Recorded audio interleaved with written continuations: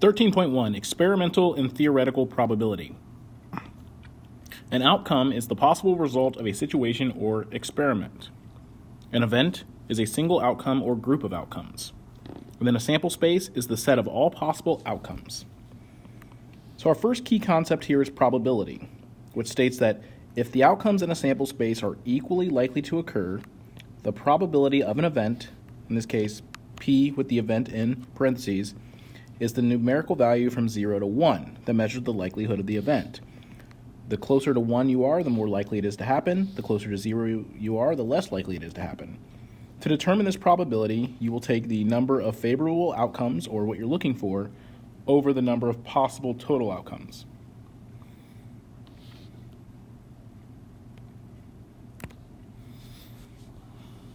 Experimental probability of an event measures the likelihood that an event occurs based on the actual results of an experiment.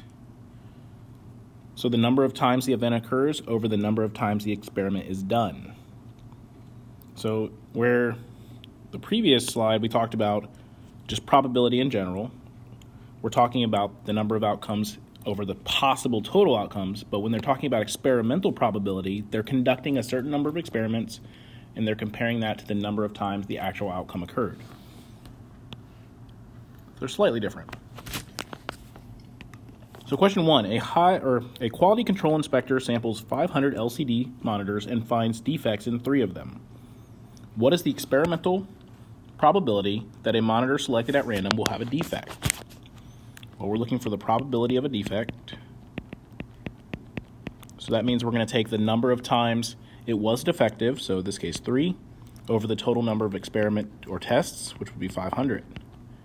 So the probability there would be 0.006. So the probability of that event,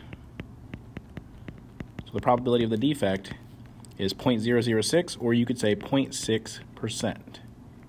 So 0.6% of the time you will have a defect. If the company manufactures 15,240 monitors in a month, how many of them are likely to have a defect based on the quality inspector's results? So now we're just going to apply the probability of the defect to the total number of items we have. So to figure out how many defective we're going to have, we're going to take the total number of monitors they produce times that probability. In this case, we'll use the decimal, 0.006, to figure out how many out of the total number of monitors should be defective or could be defective. And in this case, we get right around 91.44 monitors, so 92 to be safe. So about 92 monitors will be defective.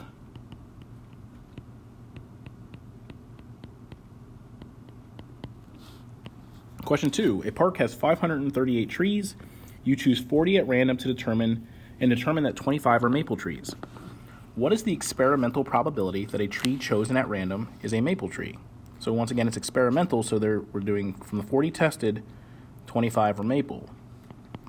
So the probability of maple is going to be the number that we got, 25, over the total number tested, which would be 40. So that gives us a probability of 0.625, or if we want to say it as a percent, we could say 62.5%. About how many trees in the park are likely to be maple trees? Well, keep in mind we now know the decimal representation of the probability of maple, and we'll compare that to total. So 538 trees total times 0.625, and in this case we get right around 336 maple trees.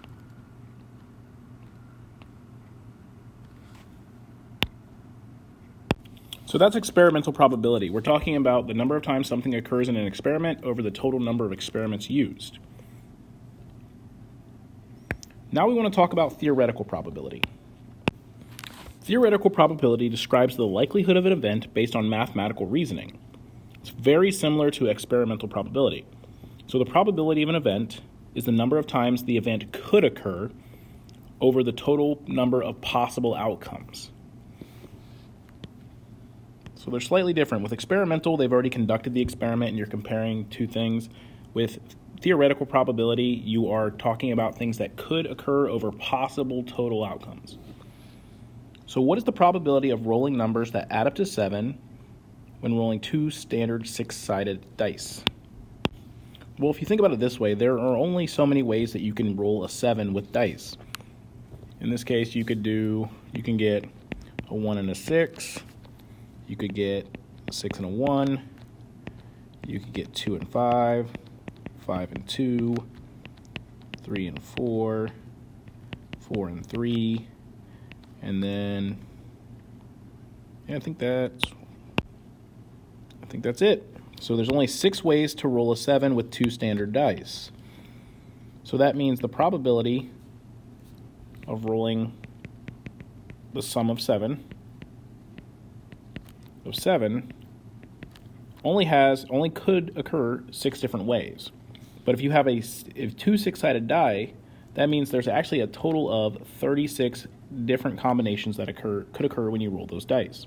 So our probability is going to be 6 over 36, which in this case is right around 0.166. That repeats. Or if we wanted to reduce this, we could just say 1/6. So 1 out of 6 times.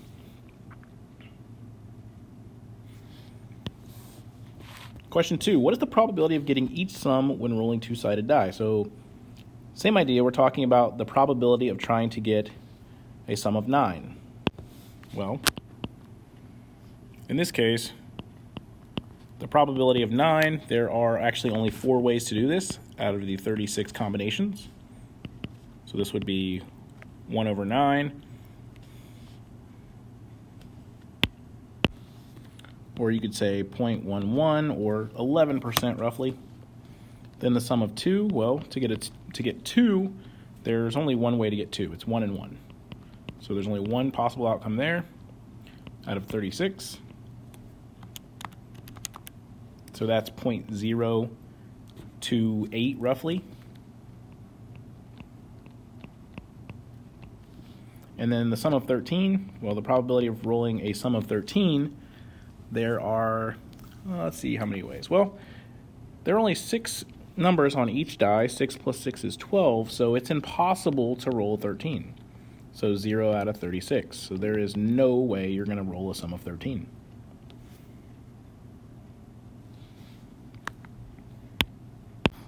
So the next thing we want to talk about is the complement of an event. It consists of all possible outcomes of a sample that are not part of the event. So if you want to think about this, think about the sum of 9. When we did this in part A, we said there were 4 possible ways to get 9 when you roll 2 dice. The complement to that would be 32 over 36, because it'd be all of the other opportunities that are not the sum of 9. So complement just means the other half of the problem, or the other part of it. So if you have 3 marbles that are blue, 2 marbles that are red, the probability of choosing a blue marble would be 3 out of 5. The complement to that would be basically choosing red would be 2 out of 5. So here, the probability of a complement should always add up to be 1, because your event, the probability of your event plus the probability of your event and the probability of your complement should add up to be 1. Because the probability of the event you're looking for originally plus the probability of the remaining pieces of the things that are not the event should add up to all possible outcomes. So to find the complement, you're merely going to take your probability of your event and subtract it from 1. So a jar contains 10 red marbles, 8 green marbles, 5 blue marbles, and 6 white marbles. What is the probability that a randomly selected marble is not green? Well, let's think about, we can do this the long way, or you can just kind of count up. The probability of choosing a green marble would be 8 over 29. So that means the probability of not green is just everything else. So that's going to be 21 over 29. Or you could write it as a decimal if you want, so 0.724. And then what is the probability that a randomly chosen marble is not red? So we're looking for the probability of not red. So you could find the probability of red and then subtract it, or you could just, in this case, count up all the ones that aren't red. So 6 plus 8 is 14 plus 10. So that's going to be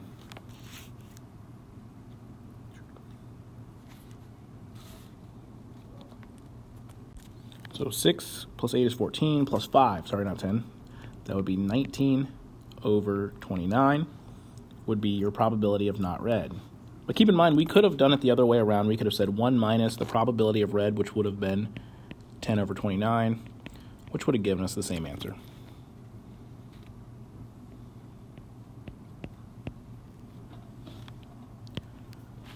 So go ahead and attempt the lesson check, pause the video, and then when you're ready to see the answers, unpause the video and we'll go through it. So for 1, of the students in Carla's homeroom, 11 are studying Spanish, 6 are studying German, and 8 are studying French. If a student is selected at random, what is the probability that he or she is studying German? All right, so we have 11 studying Spanish, 6 are studying German, so that's what we need. So 6 over, and then we need to determine the total. So 11 plus 6 is 17, plus 8 is 25. So the probability that the student is studying German would be 6 over 25, or 0.24, or in this case, 24%. There's a 24% probability that the student in the class or homeroom would be studying German. Question 2, what is the probability of rolling the sum of 6 with 2 standard dice?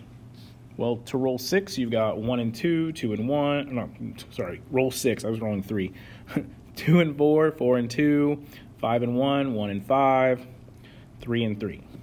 So that means there are 5 options to roll a 6 out of the 36 possible options or outcomes. So if you're rolling dice, probability speaking, 5 out of every 36 rolls probably going to be a 6, or sum of 6.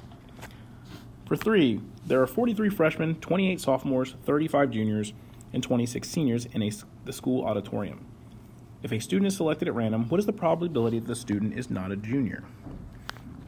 Well, in this case, to find not a junior, we could add up all the other classes that are not juniors, or we could just take 1 minus the juniors' probability. So 35 over the total number of kids in the class, which would be 132, which is going to give us 97 over 132, which is going to give us a probability of right around 0.735, or in this case, right around 73.5% chance that the student we select is not a junior.